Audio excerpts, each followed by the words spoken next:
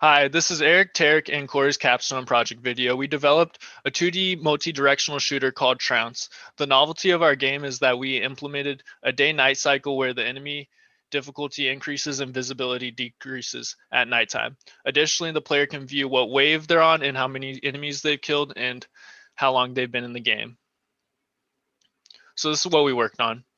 I worked on sprites such as creating and gathering each enemy player and the landscape sprites. The UI was also assigned to me.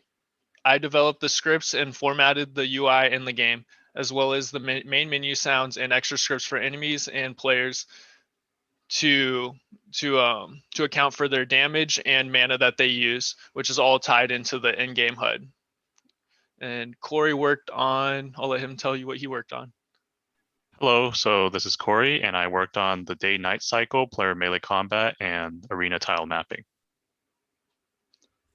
All right, hello, I'm Tarek, and I worked on the enemy scripts, the spells, and the gameplay loop manager. All right.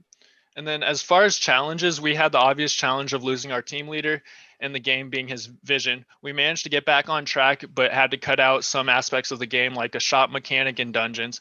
I struggled with making animations work with the player and enemies and learning plastic SCM at the beginning. Throughout this project, we learned a lot about the process of game development and time management.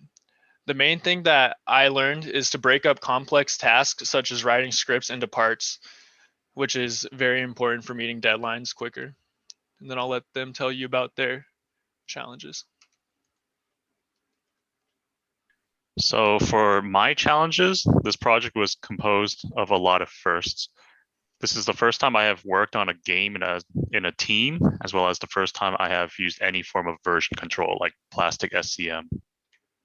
I spent most of my time reading documentation in order to understand how to use the engine's functions, since my experience with Unity is rather limited due to the C# programming language. Originally, I was going to implement an item system that involved droppable weapons into the game, but that was canned since I could not link the shop and weapon system together. I've learned a lot to not set expectations out of my reach. I understand that it's very easy to be ambitious and set a very high bar, but the actual development part of the game development may have major hiccups and inconsistencies that weren't planned. So for the future, I'll set realistic expectations and manage my time better so I can actually make these things possible. All right.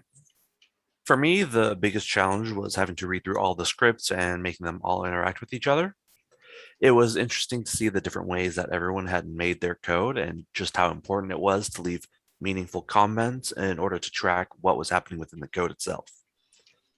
Since this was actually the first time I've collaborated with and worked on other people's code, it made me realize just how important meaningful comments can be, especially when everyone is working in an asynchronous environment and not everyone is available at the same time. All right, thank you guys.